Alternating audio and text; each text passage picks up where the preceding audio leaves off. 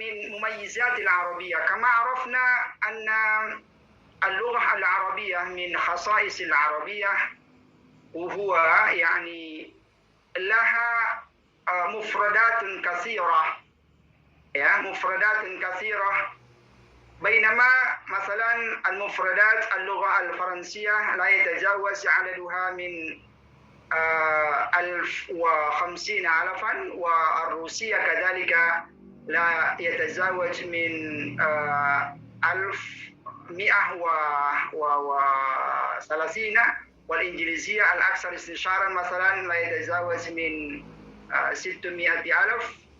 وكان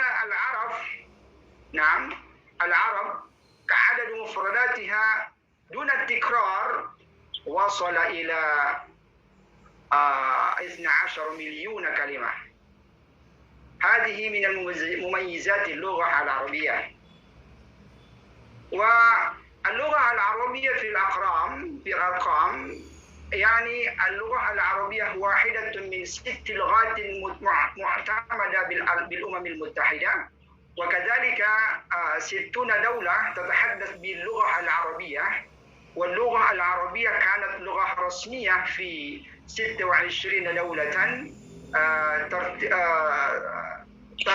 ترتيبها العالمي يعني الرابعة، وعدد كلماتها كما قلت آنفا يعني حول 12 مليون. والناطقون باللغة العربية حول 422 مليون شخص. هذه اللغة الشريفة، هذه اللغة نزل القرآن بهذه اللغة بخصائصها المتميزة كثيرة جدا.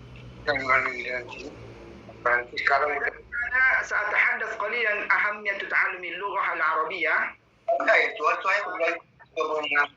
تعلم اللغة العربية أو أهمية اللغة في شكل عام. لماذا؟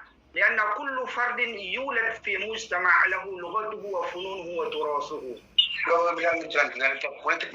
الإنسان بطبعه مخلوق اجتماعي يسعى دائما للتواصل مع أبناء قومه ومجتمعه. هذه من طبيعة الإنسان. وكذلك اللغة أهم وسيلة قلت لكم أهم وسيلة للتواصل بين أفراد المجتمع. التواصل بين المجتمع إلى اللغة. وكذلك وهي إما أن تكون مشافهة هذه الوسيلة، وإما أن تكون كتابة، وإما إيماء وإشارة. والله سبحانه وتعالى أودع في الإنسان القدرة على تعلم اللغة. نعم، كما ورد في القرآن وعلم آدم الأسماء كلها. الأسماء يعني فسر المفسرون، بعض المفسرين يفسرون هذه الأسماء باللغة. إذن فاللغة تفرض عليها فرضا. ويعتبر تعلم العربية شيء هام، شيء مهم. لماذا؟ لما لها من أهمية في النواحي التالية لا تقل من 4 أو 5. الأول أهمية تعلم اللغة العربية لأجل الدينية، وكذلك لأجل اللغوية، وكذلك لأجل الأدبية والثقافية، وكذلك للقومية.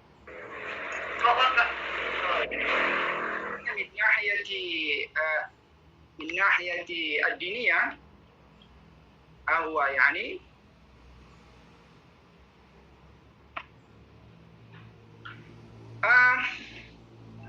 القرآن نزل بهذه اللغة الشريفة، كما قال الله تعالى: ألف لام بسم الله الرحمن الرحيم ألف لام ميم تلك آيات الكتاب المبين إنا أنزلناه قرآنا عربيا لعلكم تعقلون. سورة يوسف الآية.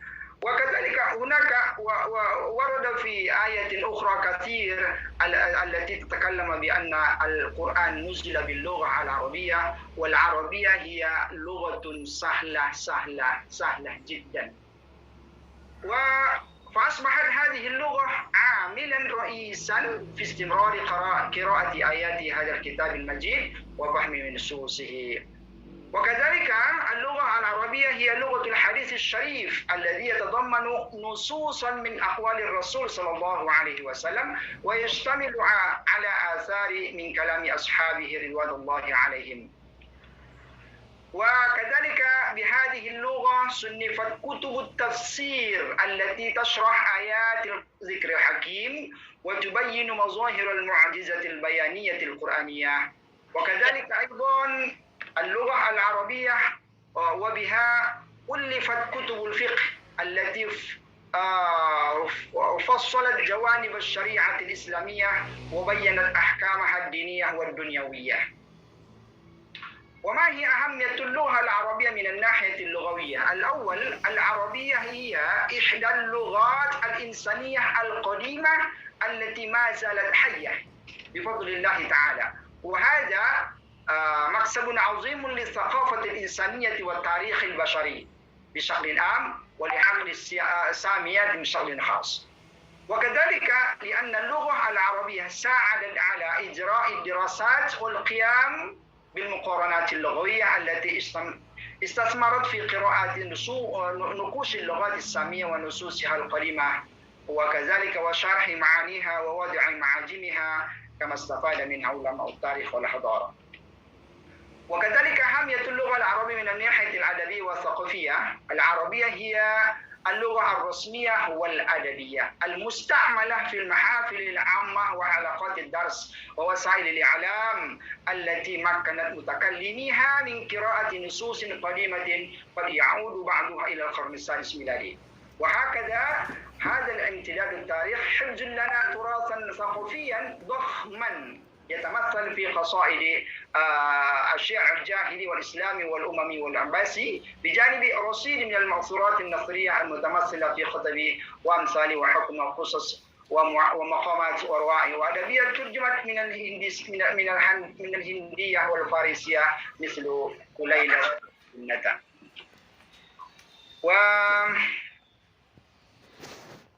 واعتمدت واحدة من اللغات العالمية مستعملة رسميا في هيئة الأمم المتحدة ومنظمات الوحدة الأفريقية.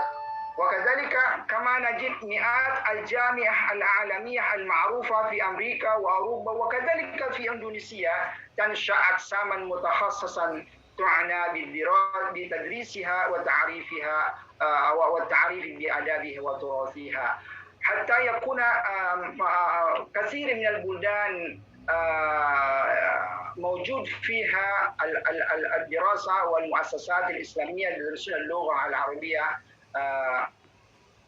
تماما.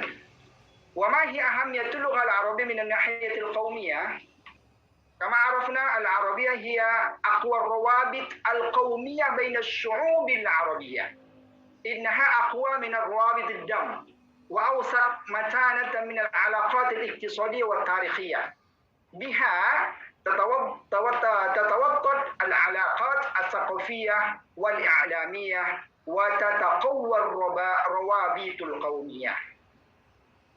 والثاني فالمحيط العربي الثقافي الواسع الممتد من المحيط إلى الخليج شاملا 22 دولة يسكنها ما يقارب 300 مليون نسمة، وبه مئات الصحف والإذاعات والتلفاز والجامعات التي تستخدم كلها لغة واحدة. تعريف اللغة كما هو المعروف عند ابن جني يقول: اللغة هي أصوات يعبر بها كل قوم عن أغراضهم، وكذلك ما عرف به سابر: اللغة هي وسيلة إنسانية محضة غير غريزية لإيصال الأفكار والعواطف والرغبات عن طريق نظام من الإشارات المقصودة. أقول لكم نقلت من الأستاذ الدكتور علي عبد الله موسى الأمين العام المجلس الدولي للغة العربية قال: لا حياة بلا اللغة، لا حياة بلا اللغة. هذا مهم يعني. لا إنسان إلا باللغة، لا وطن بلا لغة، لا دولة بلا لغة، لا سيادة ولا استقلال بلا لغة، ولا دساتير ولا أنظمة حكم بلا لغة، ولا سياسة ولا دبلوماسية بلا لغة. كلها يعني ليس هناك قيمة وجودة إلا باللغة. حتى قال إن تحدثت بها عرفت بقدر ما تعرفه منها، وإن تزينت بها جملتك، وإن أحسنت استخدامها رفعتك، وإن أضعفتها ضعفت، وإن حفظتها حفظتك، وكذلك كله. يعني أهمية اللغة، يعني نقول بقول قصير: لا حياة بلا اللغة. هذه من أهمية اللغة، خاصة باللغة العربية. ماذا نستنتج من تعريف ابن الجن وسابر للغة؟ أن أصوات الحيوانات والأصوات التي يصدرها الإنسان غير الكلامية، مثل البكاء والسعال، ليست لغة لأنها غير معبرة أو غير مقصودة. مستويات اللغة كما عرفنا تتكون من ثلاث. الأول يعني مستوى صوتي التي تكون في الحروف والكلمات، وكذلك مستوى معجمي وصرفي، وهي الكلمات المؤلفة من المستوى الأول، يعني طبقة قواعد صرفية ومعجمية خاصة بكل اللغات. وكذلك مثلا مستوى التركيبي تمثله الجمل والتراكيب المؤلفة حسب قواعد النحوية، مثلا ك تا ألف باء تاء. هذه يعني من المستوى الصوتي. نعلم الأولاد كيف ينطقون باء تاء ثاء جاء حاء خاء، نعلمها الأولاد هكذا ناطقين بالعربية أو بدون العربية غير العربية. وكذلك نعلم الأولاد بالكلمة المفردة، مثلا كتابة، كتاب، مسجد، قرآن، مدرسة وغير ذلك. وكذلك في المستوى الأخير نعلمهم التراكيب اللغوية، مثلا الكتابة تمثل الفكرة، المسجد بعيد من المدرسة، المدرسة قريب من المسجد. هكذا يعني من مستوى اللغة التي نعلمها لدى الطلبة لغير الناطقين بها وللناطقين بها. تعريف الاتصال، كما عرفنا أن هذا الموضوع يعني أهمية تعلم اللغة العربية كلغة التواصل الحضاري. نعم. ما هو تعريف الاتصال؟ الاتصال هو عملية تبادل الأفكار والمعلومات والرسائل مع الآخرين في مكان وزمان معينين. وأشكال الاتصال الكتابة، وكذلك الكلام اللغة، وكذلك استعمال تعبيرات الوجه، وكذلك لغة الجسم الحركات بحثتوبه، وكذلك الإيماءات، وكذلك يعني الاتصال المرئي، مثلا استعمال الصور أو الرسم، اللوحات والصور فوتوغرافي وأفلام الفيديو، وكذلك الاتصال الهاتفي كما استخدمناه كثيرا في حياتنا اليومية، وكذلك الاتصال الإلكتروني، مثلا الراديو، وكذلك التلفاز والبريد الإلكتروني. هكذا كلها يعني من أشكال التواصل بين الناس. وما هي وظائف اللغة؟ نكرر قليلا يعني الوظيفة الأولى يعني الوظيفة التعبيرية، وهي استخدام اللغة للتعبير عن مشاعر المتكلم أو عواطفه ومواقفه من الأشياء والناس والأحوال. وأنت مثلا تريد أن يسمع ما خطر ببالك من أصحابك مثلا، وأنت تتكلم معه حول ما شعرت من الأشياء مثلا. وكذلك تبرز في مواقف معينة مثل الاعتذار والشكر والمدح وغيرها، مثل هذا أمر قبيح مثلا، وهذا فلان وغير ذلك من العواطف أو من المشاعر من المتكلم إلى المستمع. الوظيفة الثانية يعني الوظيفة الاتصالية، وهي فتح قنوات الاتصال بين الناس. وتوثيق الصلاة بينهم لأن الإنسان مخلوق اجتماعي بطبيعه يحب التواصل. نعم، يحب التواصل. الإنسان بطبيعه يحب التواصل. في الحقيقة لا يريد منفردا، وإنها يريد التواصل بينه وبين الآخرين، وهذا يتأتى من خلال 3 أمور. الأول فتح قنوات الاتصال بين الناس عن طريق مثلا أساليب التحية، السؤال عن الطقس والأحوال والمعيشة وغير ذلك، كيف حالك وكيف حال عائلتك وغير ذلك. هذه يعني عن الوظيفة الاتصالية، ونحن كل يوم نستخدم هذا، ولكن كثير ما من الطلبة الذين يتعلمون اللغة العربية في قسم تعليم اللغة العربية تأسفنا كثيرا لا يتكلمون كثيرا بالعربية، وإنهم يتكلمون أيضا باللغة المنديلية وكذلك اللغة المنكبوية والإندونيسية، قليلا ما يتحدثون باللغة العربية، بينما أنهم يتعلمون اللغة العربية.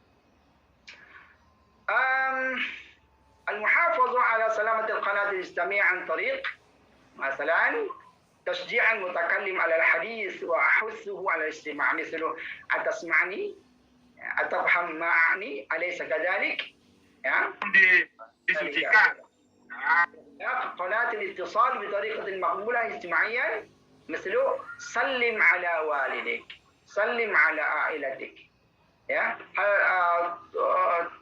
ماذا؟ مع أي خدمة مثلا وغير ذلك، أستأذنك الآن، كثير جدا، مع السلامة. هذه الكلمات التي تكلمناه لإغلال قناة الاتصال بطريقة مقبولة اجتماعيا. والثالث الوظيفة الجمالية والشعرية، وهي التي تتركز على شكل الرسالة، على شكل الرسالة وجمالها، وتظهر في شعر والقصة والمسرحية. وكذلك الرابع الوظيفة المرجعية، مثلا هي الأشياء الموضوعات المتحدث عنها في الرسالة، وهي لغة الوصل العلمي الموضوعي والعبارات التصحيحية الإخبارية. نعم، عندما كنتم أيها الطلبة اللغة العربية قسم تعليم اللغة العربية، لابد لكم أن تكتبوا الرسالة مراجعة من الكتب العربية أكثر من الكتب الأخرى، أكثر. نعم، لابد، لازم عليكم أن تراجعوا الكتب العربية المكتوبة بالعربية كثير جدا، أكثر من اللغات الأخرى. وكذلك الوظيفة الواصفة للغة تتمثل مثلا في صفر القناة المستخدمة في الرسالة ومعرفة القواعد الصرفية والنحوية للغة. والوظيفة التأثيرية يعني واستخدام اللغة للتأثير في سلوك الآخرين ومواقفهم وآرائهم، مثل الأمر والنهي وغيرها، الوظيفة التأثيرية. طيب، قلبا، وأقول لكم رأيت قلبا، هذه يعني الخطأ في النطق، يعني إذن القدرة على النطق السليم لأصوات اللغة، والمرسل الجيد يعني ثروة لفظية تمكنه من التعبير عما يريد التحدث عنه، ثروة اللفظية، ثروة الكلمات، ثروة المفردات. يعني لابد أن يكون المتكلم كاللغة العربية مثلا عنده مفردات كثيرة، يفهم ويحفظ مفردات كثيرة. وكذلك معرفة القوانين الصرفية للمفردات العربية طبعا، وكذلك معرفة النحوية تتعلق بقوانين الجملة العربية. اللغة العربية عندها الإعراب يعني خصائص المتميزة باللغة العربية، ليس هناك موجود باللغة الأخرى. مثلا في اللغة الإندونيسية ليس هناك تغيير الحركات الأخير بسبب العوامل الداخل عليها، لا، خاصة في اللغة العربية. والإلمام بمعارف الموضوع وطبيعة شكل الرسالة وما تطلبه من عناصره فنية وجمالية. وكذلك ثانيا مستقبل الجيد يجب أن يتوفر بحوزته قدرات اللغوية النحوية والصرفية. المستمع يعني المستمع جيد، وثروة لفظية تمكنه من ترجمة الرسالة وفهمها، وكذلك خلفية معرفية مناسبة لتسهيل فهم الرسالة. الإيمان بعناصر الرسائل التواصلية كالمعرفة بعناصر الخطب والشعر. وكذلك الثالث الرسالة الجيد. كيف تكون الرسالة الجيد؟ الأول الرسالة تختلف باختلاف وظيفتها، فإن كانت إبهامية فيشترط فيه الأول سلامة اللغوية. سلامة اللغوية من الأخطاء الشائعة، من الأخطاء اللغوية، من الأخطاء الصرفية النحوية وغير ذلك. الوضوح والابعاد عن الغموض. الوضوح واضح، مثلا موضوع واضح ليس يكون غموض. وكذلك التسلسل المنطقي والمنهجي، الكلمات المنطقية وغير ذلك. وإذا كان الهدف منها التفسير والتوجيه فنجاحها معتمد على مدى الاقتناع بها وتجاوزها لعدد من الأحياز التي تفصل بين المرسل والمستقبل. هكذا يعني إن شاء الله من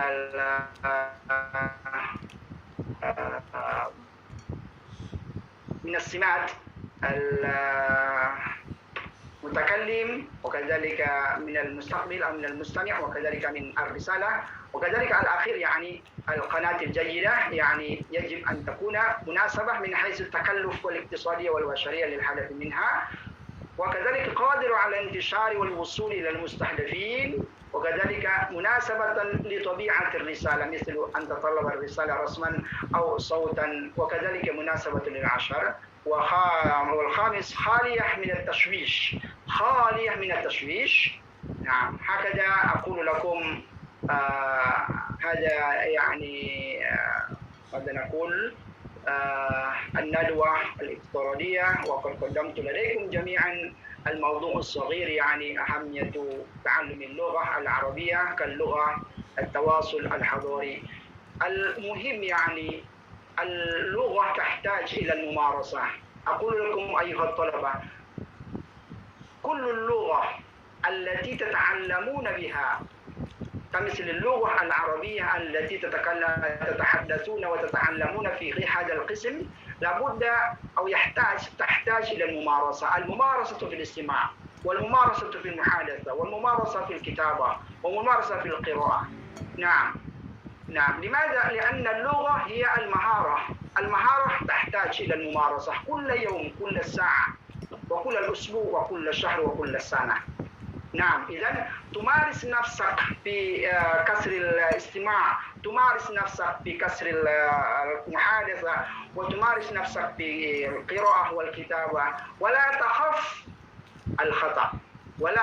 الخطأ. نعم، إن شاء الله أنتم من الناجحين، وأقول لكم شكرا. هذه هي ما قلت لكم، والسلام عليكم ورحمة الله وبركاته. التواصل الحضاري واللغوي إلى دخول الآلاف من الكلمات العربية إلى اللغات الأجنبية، وتنوعت تلك الألفاظ ما بين علمية وأدبية وحياتية تتعلق بأمور المعيشة والمصطلحات العلمية أيضا. وقد ذكر ابن سينا الكثير من العقاقير التي دخلت في علم النبات وعلم الصيدلة عند الأوروبيين، وظل كثير منها بأسمائها العربية إلى وقتنا الحاضر.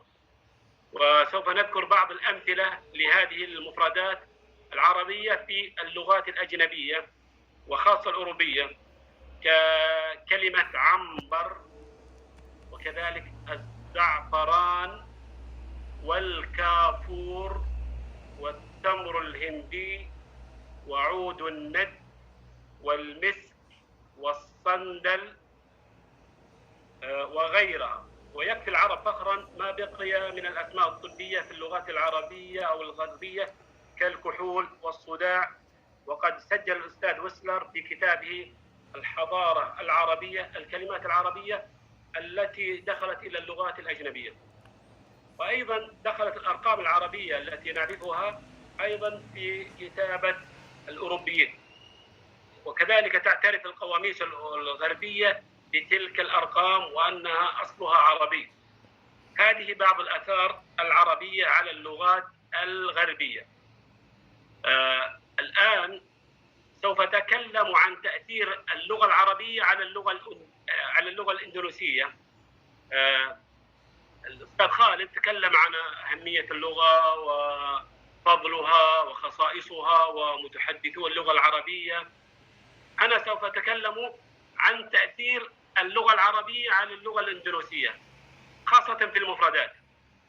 لم يقتصر تأثير اللغة العربية على اللغات المجاورة القريبة من العرب كالفارسية والتركية والأردية، بل تجاوز حدود المكان حتى وصل إلى إندونيسيا عن طريق التجار العرب الذين وخاصة الحضارمة الذين وصلوا إلى إندونيسيا. فتأثرت اللغة الإندونيسية بالعربية، فاقتربت منها الكثير من المفردات والمصطلحات والتراكيب النحوية والتعابير المتعلقة بالإسلام وشعائره وتعاليمه. ومع مرور الزمن أصبحت هذه المفردات والكلمات إندونيسية مستخدمة في لغتهم، وأصبحت جزءا من القاموس الإندونيسي. أيضا سنتكلم عن بعض تأثير التواصل الحضاري بين اللغة العربية واللغة الإندونيسية والشعب الإندونيسي خاصة. فمن أبرز مظاهر التأثير الثقافي ظهور الأسماء العربية وخاصة الثنائية، مثل عبد الرحمن، عبد العزيز، عبد الغفور، وكذلك الأسماء التي تبدأ باسم محمد واسم نبي آخر، محمد صالح، محمد إبراهيم، ومحمد نوح. كذلك سمى الإندونيسيون أبنائهم بأسماء الأنبياء ورواة الحديث والعلماء كالبخاري ومسلم وأبو داود وابن خلدون. وكذلك بعض الكلمات والأسماء أخذت من القرآن كهدى للناس وموعظة حسنة وروضة الجنة وغيرها. أيضا كما تعرفون يبرز تأثير اللغة العربية على الإندونيسيين في أداء الصلاة التي لا تقبل إلا بأن نؤديها ببعض الكلمات العربية. أيضا بعد نهاية الصلاة يقوم الإندونيسيون بقراءة الأحاديث والأذكار باللغة العربية. كذلك في الاجتماعات الرسمية تبدأ الكلمات باللغة العربية وتختم باللغة العربية، فهذا أثر من آثار التواصل بين اللغة العربية والإندونيسيين. كذلك اقتبست واقترضت اللغة الإندونيسية كثيرا من المصطلحات والمفردات العربية، خاصة في المجال الديني والفكري. وأيضا في المجال الاقتصادي، يعني لا أعرف هذه المعلومة صحيحة أم لا، أنها ظهرت عملات مكتوبة بالحروف العربية، خاصة في الممالك الإندونيسية، الممالك الإسلامية. هناك بعض العملات كتبت بالأحرف العربية. ولا ننسى دور الترجمة ولترجمة الكتب الدينية والأدبية دور في التواصل الحضاري بين العربية والإندونيسية، حتى أن اللغة العربية أصبحت لغة العلم والثقافة والتواصل بين العرب والإندونيسيين. وبفضل الإسلام والعربية تحولت الإندونيسية من لغة شفهية إلى لغة مكتوبة بالحرف العربي.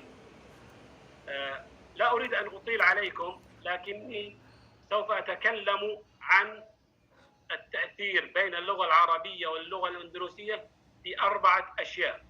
النقطة الأولى التأثير في المفردات، الكلمات.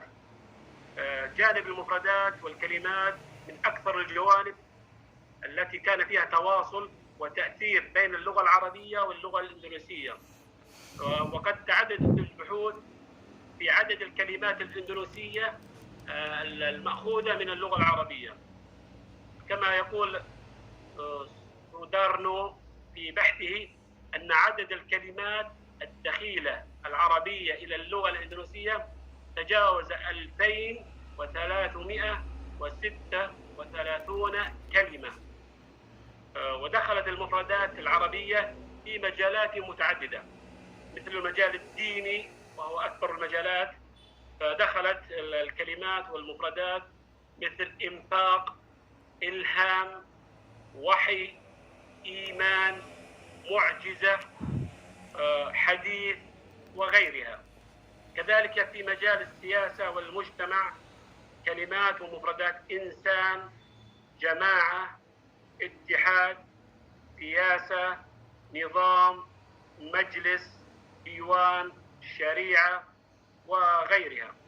أيضا في مجال العلم والأدب والصحافة يوجد كثير من المفردات: تعليم، مقالة، تدريس، طالب، موسيقى،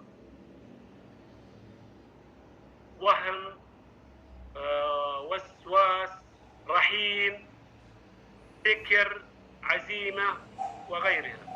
كذلك دخلت المفردات العربية في المجال الطبي بكلمة طبيب، صحة، شفاء.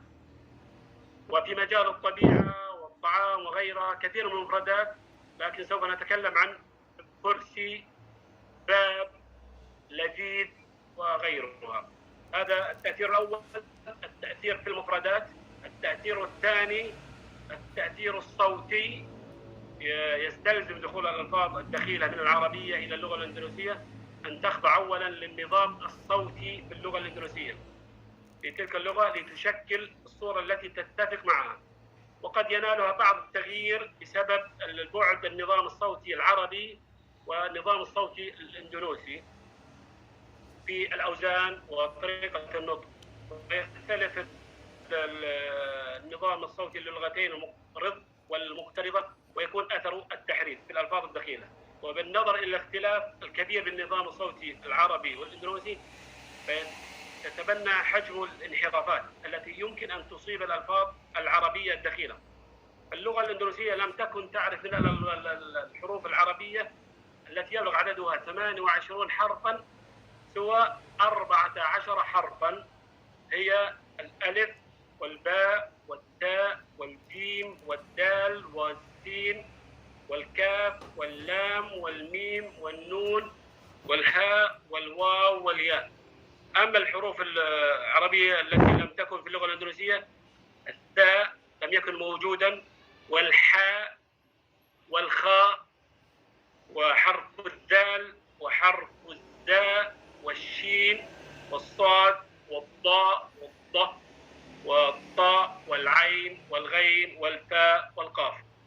لكن مع بدء الاحتكاك بين اللغتين أخذت اللغة الإندونيسية 3 حروف عربية أخرى، هي حرف الزاء زيارة، والشين شريعة، والفاء فهم. ويمكن حصر أشكال التأثير في النظام الصوتي بإبدال، تبديل الحرف، أو حذف أو إضافة. الإبدال لجأت إلى الحروف مقاربة للعربية في النظام الصوتي، مثل كلمة ثلج. ثلج في اللغة العربية تم إبدالها إلى ثلج، وحديث تم إبدال إلى حديث. أما الحذف فتحذف اللغة الإندونيسية الحروف المضاعفة، مثل كلمة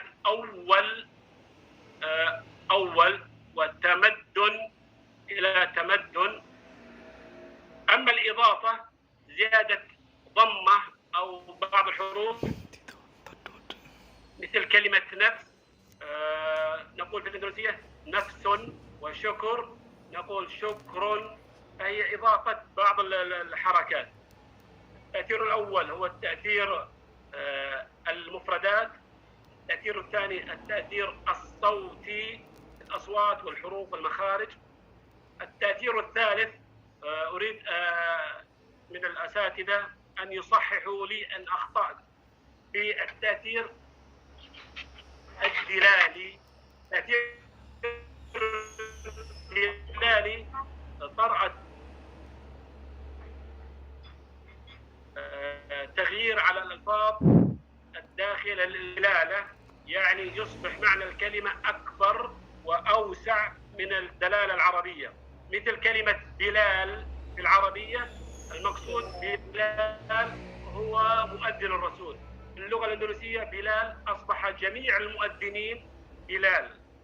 كذلك كلمة القيامة في العربية يوم القيامة فقط، في الإندونيسية أصبح القيامة البلاء والفساد. تخصيص الدلالة يعني أصبح للمفردة معنى أخص وأضيق من المعنى العربي. في كلمة زيارة في العربية نعني زيارة لأصدقاء، زيارة لأي مكان. في الإندونيسية أصبحت زيارة للقبور. كذلك كلمة سنة في العربية تعني سنة الرسول صلى الله عليه وسلم. أما في الإندونيسية أصبحت معناها ضيق وهو الختان. انتقال الدلالة يعني انتقل معنى المفردة العربية إلى معنى آخر باللغة الإندونيسية. مثل كلمة العربية اللحن هو الموسيقى أو الخطأ. في اللغة الإندونيسية أصبح لحن بمعنى مزرعة أو الأرض. أيضا كلمة ساكت العربية ساكت هو الذي لا يتكلم أو الصامت. في اللغة الإندونيسية أصبح ساكت أو ساكت بمعنى المريض أو المرض. 4 رقي الدلالة أن ينتقل معنى المفردة العربية إلى معنى أجمل وأفضل في اللغة الإندونيسية. كلمة حسرة معناها في العربية الندم، حسرة. في اللغة الإندونيسية أصبح معناها الرغبة الشديدة في الامتلاك. كلمة سجع في اللغة العربية هو الكلام المقفى. أما في اللغة الإندونيسية أصبح السجع هو الكلام البليغ، سواء كان مسجوعا أو غير مسجوع. التأثير الأخير هو تأثير الخط العربي. معروف الخط العربي يعتبر من أجمل الخطوط في العالم. كان الإندونيسيون يعتمدون على المشافهة في نقل التراث، وحتى تسهل عليهم الدعوة كتبت اللغة الإندونيسية بالأبجدية العربية وسميت بالأحرف الجاوية.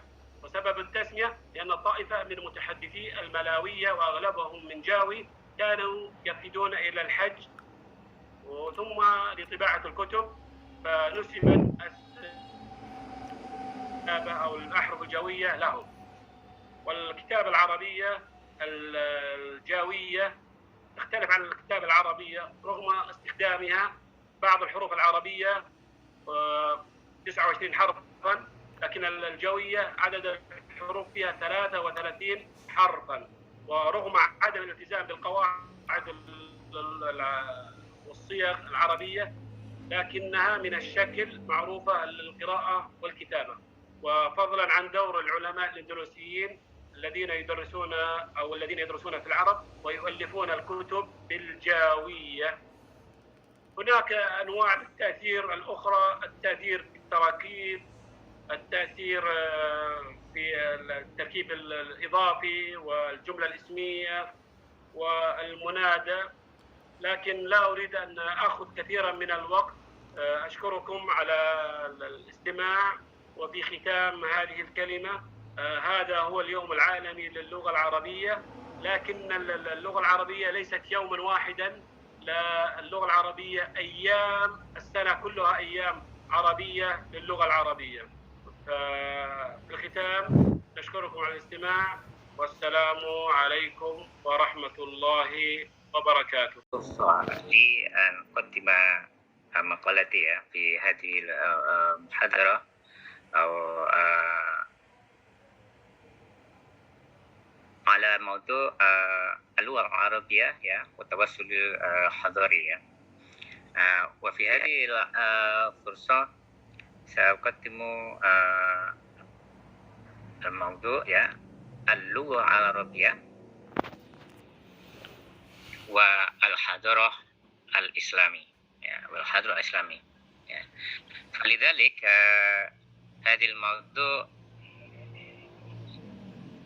كان يكون في الدراسة التاريخية في الدراسة التاريخية كيف اللغة العربية تؤثر في تنمية الحاضرة الإسلامي وخاصة في عصر بني عباسية عباسي الأندلسي وهي من القرن الذهبي للحضارة الإسلامية. ولكني أكتب في اللغة الإندونيسية في اللغة الإندونيسية. أولا سأقرأ ماذا تكتب هنا. هل يمكن أن أزوع sorry bisa di co-host ya. Oke ya. Ini sudah tambah ya.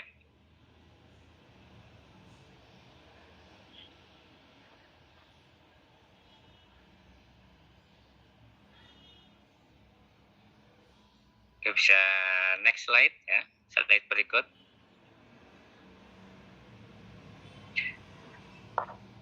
المزايا اللغة العربية في المزايا اللغة العربية keistimewaan bahasa Arab كما قالت دكتور Khalid يساوي أولا لأن اللغة العربية لغة القرآن ولغة الحديث لأن القرآن والحديث الشريف مكتوب باللغة العربية كما قال تعالى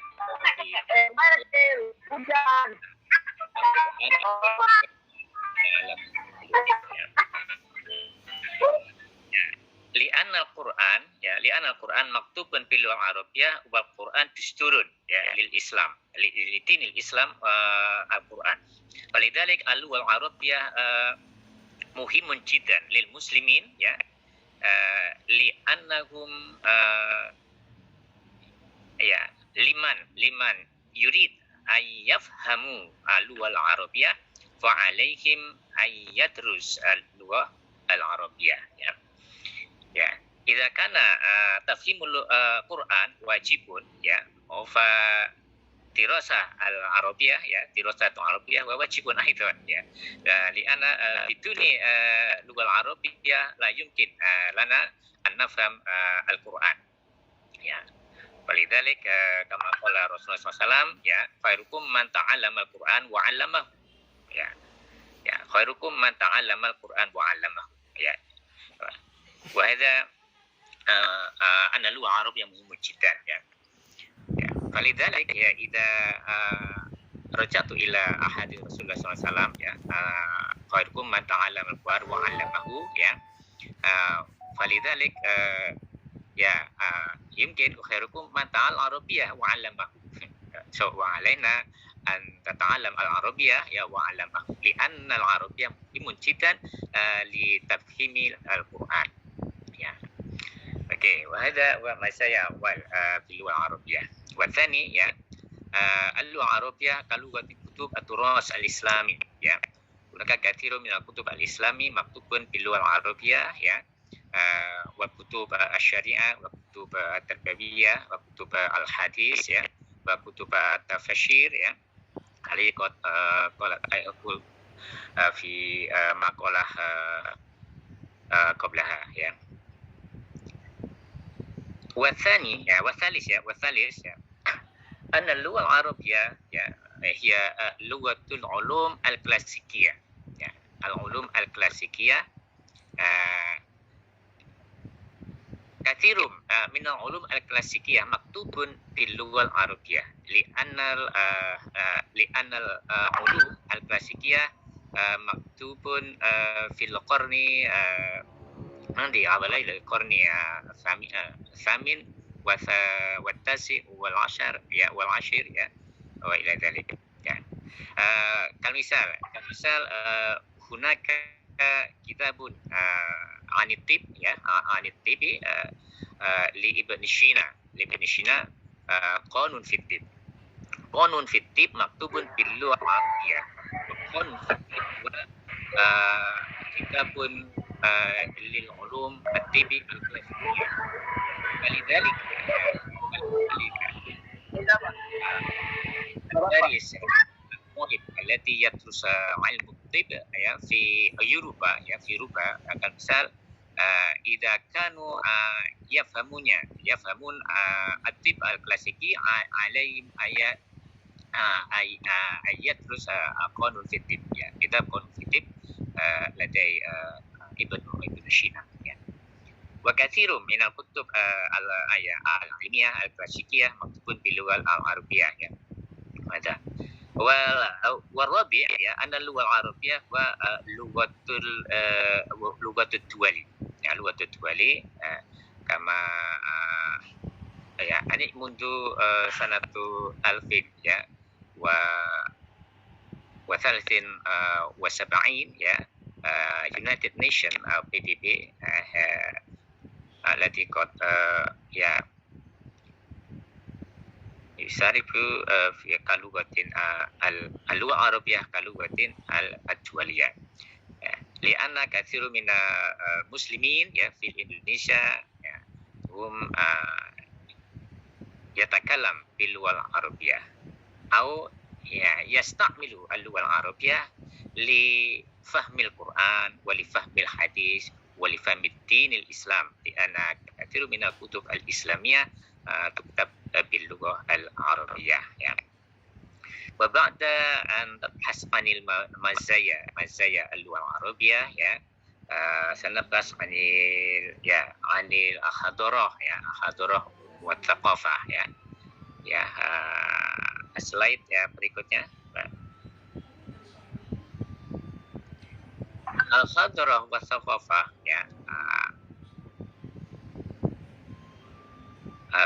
al-Arab hunaka farqun baina al-thaqafah wal hadrah walakinna hadani istilahani yusta'malu mutabadilan aidan peradaban atau kebudayaan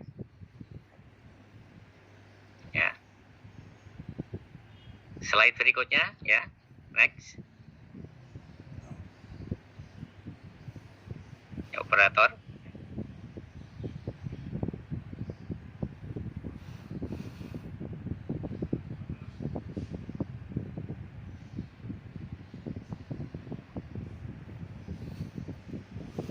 Oke, slide berikutnya operator.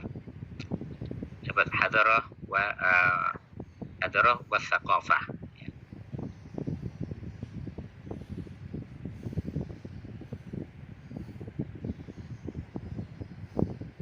Tafadhal, next slide.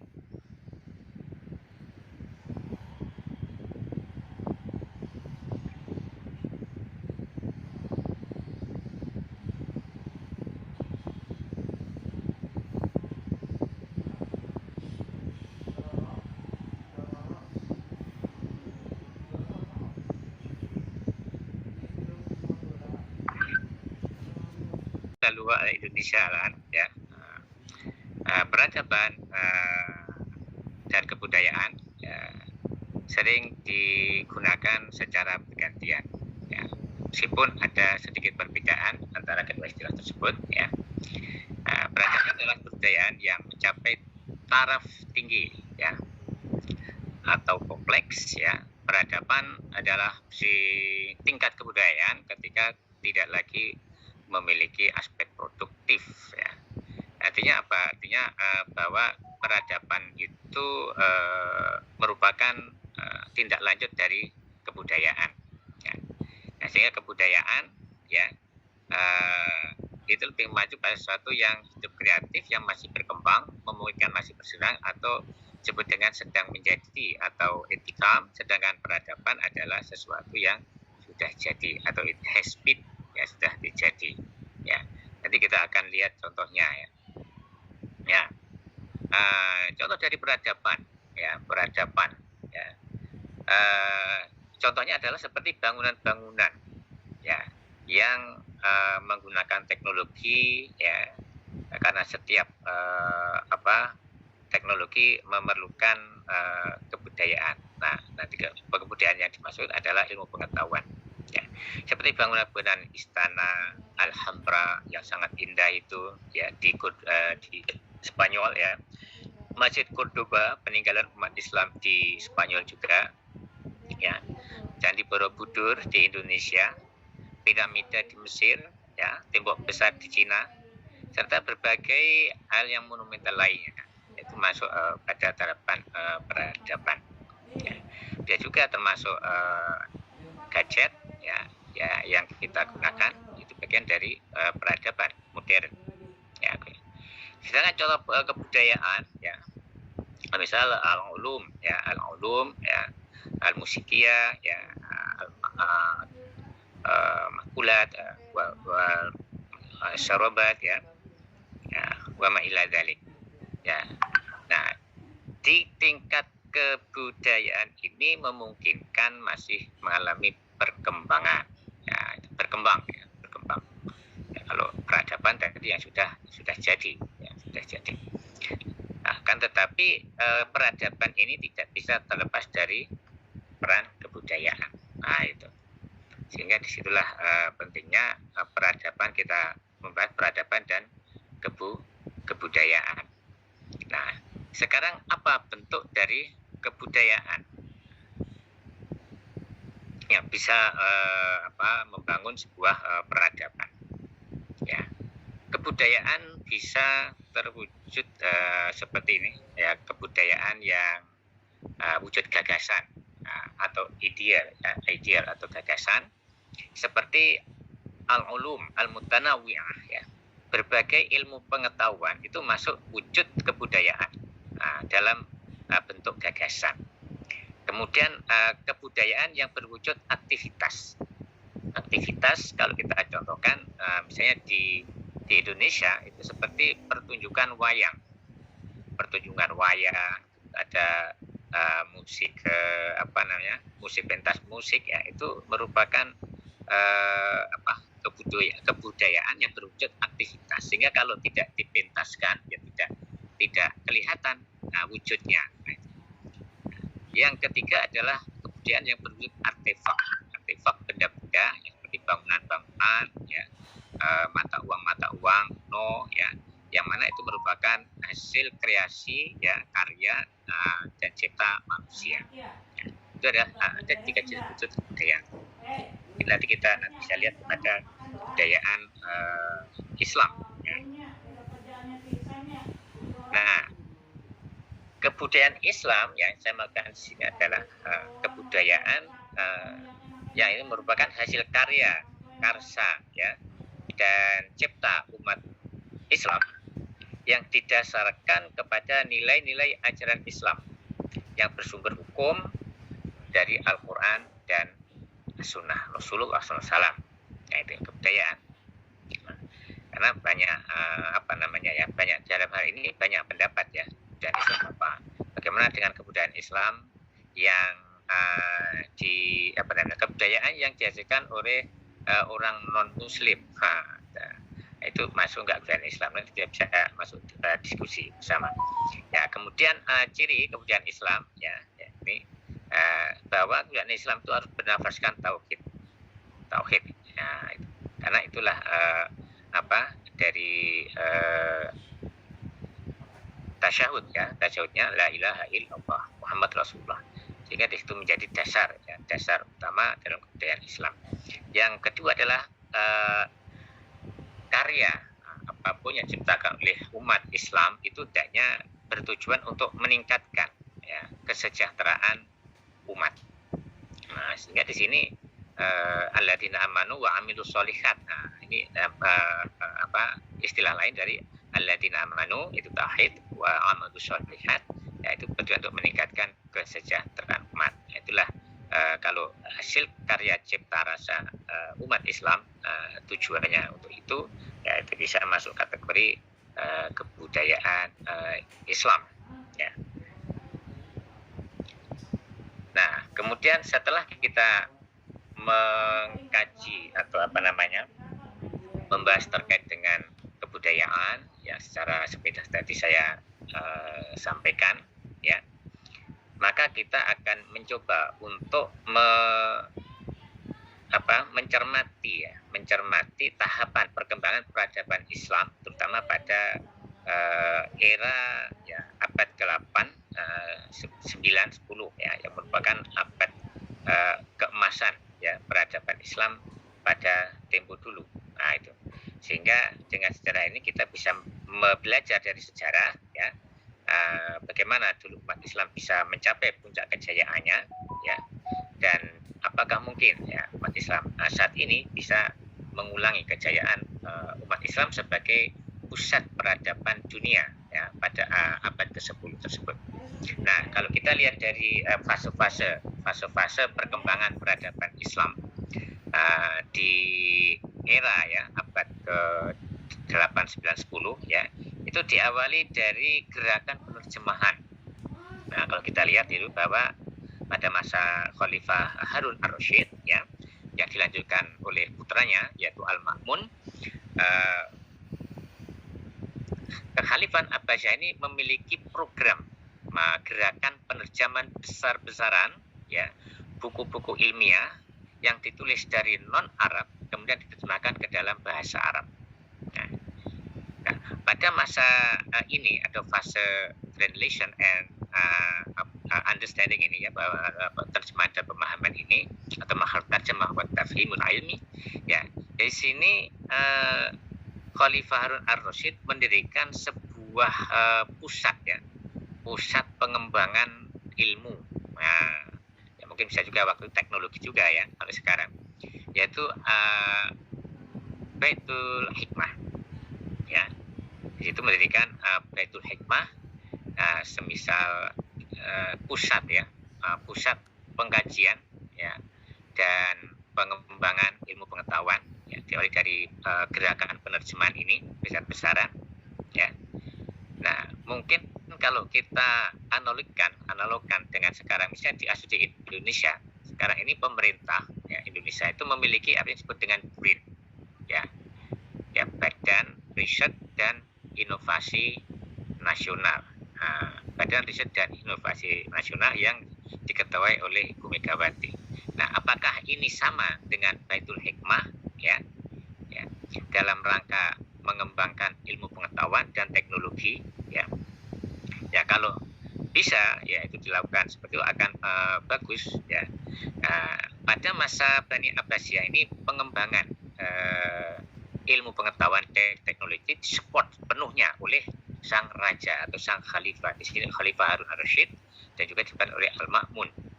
Nah, ini sebuah support yang luar biasa. Kalau misalnya negara-negara Muslim, ya para presiden atau rajanya itu mensupport pada pengembangan ilmu pengetahuan dan teknologi ini secara masif, ya insya Allah negara-negara Muslim bisa bangkit kembali. Nah, itu. Nah, kemudian setelah fase penerjemahan ya dari berbagai macam buku berbahasa asing atau non Arab waktu itu diterjemahkan dalam bahasa Arab, maka di sini umat Islam ya bisa memahami, telah membaca terjemahan yang berbahasa Arab itu bisa memahami ulumul mutanawiyah ya, berbagai macam ilmu pengetahuan ya. Nah, sehingga setelah paham maka ada masuk fase berikutnya yang kedua, yaitu lahirnya fase kreasi ilmu atau marhalah al-ibda ilmi ya, melalui berbagai penelitian dan pengembangan. Nah, tentu ini masih di bawah itu tadi Baitul Hikmah ya, Baitul Hikmah. Ini untuk kasus di Baghdad ya, Baitul Hikmah. Nah, sehingga disinilah fase bagaimana pengetahuan dan ilmu pengetahuan itu dikembangkan ya, secara besar-besaran oleh umat Islam pada waktu itu. Karena saya berpendapat bahwa knowledge atau ilmu pengetahuan ya, knowledge atau pengetahuan itu tidak lain adalah interlinked communicated information, yaitu informasi yang saling dihubung komunikasikan ya. Dengan membaca berbagai macam buku yang sudah diterjemahkan dalam bahasa Arab tadi ya, umat Islam pada waktu itu mampu mengembangkannya ya, tidak hanya memahami cukup tapi terus dilanjutkan dengan pengembangan ya, melalui penelitian penelitian empirik ya, dan juga pengembangan pengetahuan, sehingga ilmu pengetahuan pada masa itu berkembang dengan pesat. Ada temuan-temuan baru ya. Kalau ada temuan-temuan baru, maka temuan yang sama akan membentuk ilmu pengetahuan baru atau new science atau normal science ya. Nah, itu setelah pengembangan ilmu pengetahuan dilakukan ya, maka tahap berikutnya adalah fase inovasi dan aplikasi ilmu pengetahuan. Nah, ini yang penting ya. Jadi fase ketiga ini, inovasi dan aplikasi ilmu pengetahuan, itu yang saya sebut dengan teknologi. Nah, karena menurut saya teknologi itu adalah practical application of sciences in doing or making things. Nah, itu. Jadi teknologi itu adalah penerapan berbagai ilmu pengetahuan dalam melaksanakan atau dalam mengerjakan atau membuat sesuatu. Itu diperlukan teknologi. Tanpa teknologi tidak mungkin ya.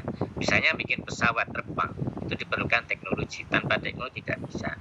Membangun gedung yang megah, membangun gedung masjid, gedung perkantoran, gedung perkuliahan yang megah, itu juga ada teknologi atau teknik sipil namanya ya. Dan untuk bisa menghasilkan teknologi ya, itu melibatkan berbagai insinyur dari banyak insinyur dari berbagai background ilmu pengetahuan. Misalnya saya contohkan dalam membuat sebuah gadget atau handphone, smartphone ya, smartphone yang sekarang ini hampir semua orang punya ya.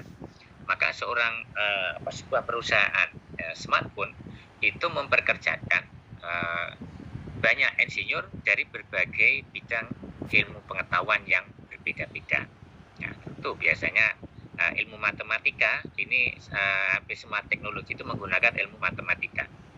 Ya, maka pada masa itu kan ilmu matematika berkembang pesat. Ya, ilmu berkembang pesat, ilmu matematika dalam sejarah Islam. Ya, ada Al-Khawarizmi. Ya, Al-Khawarizmi ini adalah seorang ahli matematika. Dan namanya sampai sekarang diabadikan menjadi bidang kajian ilmu matematika, yaitu algoritma. Algoritma itu adalah diambil dari nama penemunya, yaitu Al-Khawarizmi. Dan algoritma sekarang sangat diperlukan untuk database ya, untuk teknologi modern ya, data center atau programmer ya, atau database itu pasti memerlukan ilmu algoritma. Kalau tidak menggunakan ilmu algoritma ya tidak bisa, karena terkait dengan database ya. Sehingga sumbangsi Islam sangat besar sekali, terutama dalam ilmu matematika ya, termasuk dalam penambahan angka 0 ya, angka 0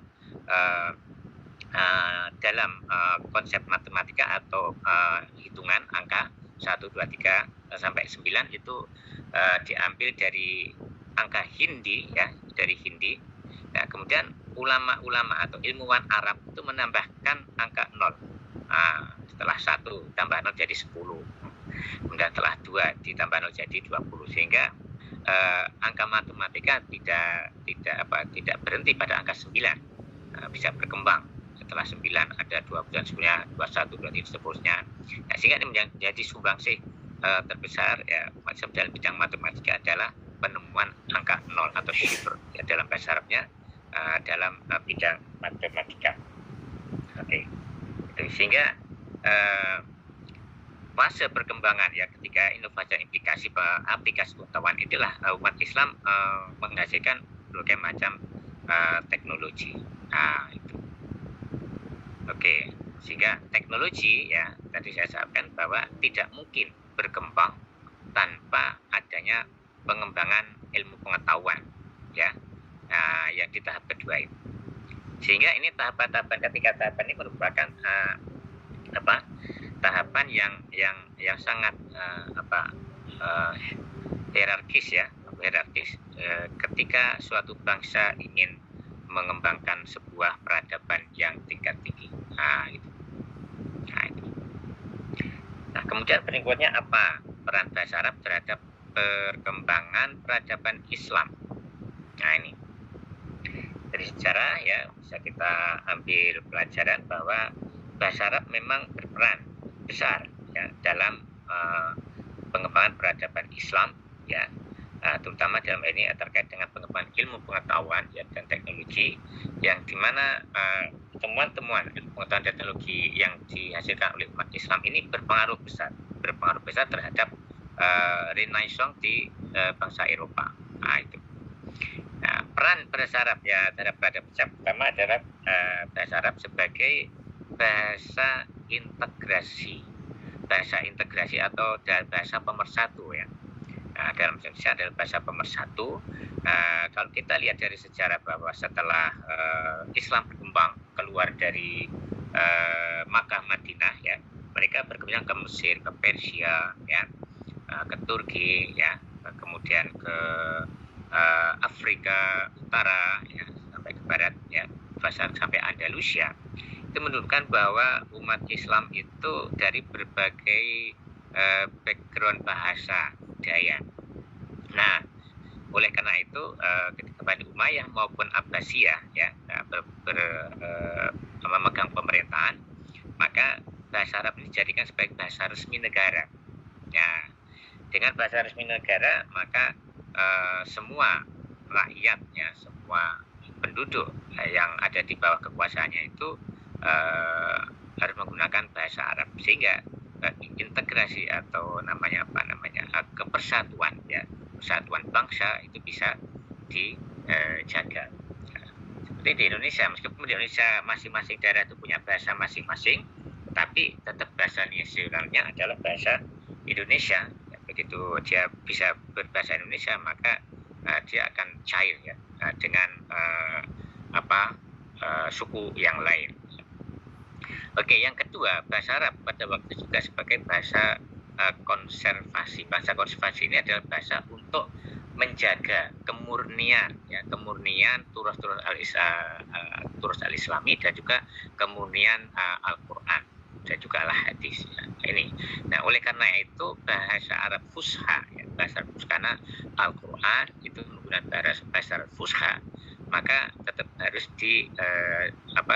diajarkan kepada umat Islam ya, umat Islam agar kemurnian bahasa Al-Quran itu, meskipun Allah pun juga sudah menjaga nanti kalau wa inna lahu lahafidun, tapi tetap kita sebagai umat Islam perlu menjaga kemurnian bahasa dan juga kemurnian budaya-budaya Arab ya waktu itu ya, dengan bahasa Arab itu. Oke, yang ketiga ya, bahasa Arab bisa berperan sebagai bahasa edukasi atau bahasa studi. Ya, inilah sebagai bahasa pengantar ya kalau di Indonesia, sebagai bahasa pengantar dalam pendidikan. Ya, ini juga terkait dengan bahasa nasional tadi. Bahasa Arab digunakan sebagai bahasa pengantar dalam pendidikan dari berbagai level pendidikan ya. Sehingga di sini peran bahasa Arab itu sangat penting, karena edukasi atau studi itulah munculnya dari pengetahuan, munculnya dari pengetahuan baru maupun ilmu pengetahuan baru itu dari lembaga-lembaga pendidikan ya, sehingga dari situ dengan menggunakan bahasa Arab ya, maka pengetahuan maupun ilmu pengetahuan baru bisa berkembang. Yang keempat, bahasa berperan sebagai bahasa komunikasi ya, tentu ini menjadi basis fungsi asasi dari bahasa Arab. Al-Fatihah al-Asasiyah bil Arabiyah wa tawasul, ada di tawasul, yaitu bahasa sebagai alat komunikasi antar siapa ya, antar bangsa ya, bangsa di bawah pemerintahan umat Islam pada waktu itu, sehingga dia menggunakan bahasa sebagai bahasa komunikasi. Ya, ini sangat-sangat penting ya. Dan yang terakhir itu peran bahasa Arab dalam peradaban Islam. Bahasa Arab berperan sebagai bahasa standarisasi, artinya bahasa Arab standar karena pada waktu itu banyak penduduk yang berbahasa non Arab, maka untuk bahasa Arabnya perlu standarisasi ya. Ini bahasa Fusha misalnya itu menjadi standar, karena bahasa Fusha inilah yang digunakan untuk oleh banyak umat Islam dalam memahami Al-Quran. Sehingga karena Al-Quran bahasanya adalah bahasa Fusha, Arab Fusha, maka bahasa Arab Fusha itu bisa menjadi standar bahasa bagi umat Islam terutama ya. Jadi akan muncullah sebuah peradaban di dunia, sama peradaban Islam yang salah satu cirinya itu tadi bahasa Arab Fusha ini menjadi salah satu ciri peradaban dunia Islam, karena semua umat Islam di dunia ini memerlukan bahasa Arab Fusha untuk memahami Al-Quran ya, dan juga bahasa sebagai pengetahuan tadi sebagai edukasi itu terkait dengan bahasa sebagai pengetahuan, sehingga bahasa Arab banyak perannya dalam pengembangan peradaban Islam ya, terutama dalam pengembangan ilmu pengetahuan ya, dan banyak hal tadi sudah pengaruh bahasa Arab terhadap bahasa lain itu juga sudah dicontohkan oleh narasumber sebelumnya. Tapi mungkin saya akan menambahkan contoh yang di dalam bahasa Indonesia ya, sebuah singkatan DPR dan juga MPR. DPR singkatan dari Dewan Perwakilan Rakyat, MPR adalah Majelis Permusyawaratan Rakyat. Nah, kata-kata dalam singkatan DPR dan MPR itu semuanya diadopsi dari bahasa Arab. Dewan dari Dewan. Dewan Perwakilan dari kata wakalah ya, asal kata wakalah ya, perwakilan, wakil ya. Kemudian rakyat ya, rakyat dari kata ro'yah, dari bahasa Arab ro'yah. Jadi dia juga majelis permusyawaratan, majelis dari kata majelis Arab ya, permusyawaratan dari musyawarah syura ya, jadi musyawarah, dan rakyat ya, dari ro'yah. Jadi banyak kata-kata, kosakata Indonesia yang diadopsi ya dari bahasa Arab, sehingga bahasa Arab ini banyak mempengaruhi bahasa-bahasa yang digunakan oleh masyarakat Muslim, tidak hanya Indonesia, juga di seluruh dunia, tapi juga disampaikan oleh bicara sebelumnya. Ya. Mungkin itu paparan sekilas tentang bahasa Arab dan peradaban Islam yang bisa saya sampaikan pada kesempatan hari ini. Terima kasih atas perhatiannya. Wassalamualaikum warahmatullahi wabarakatuh.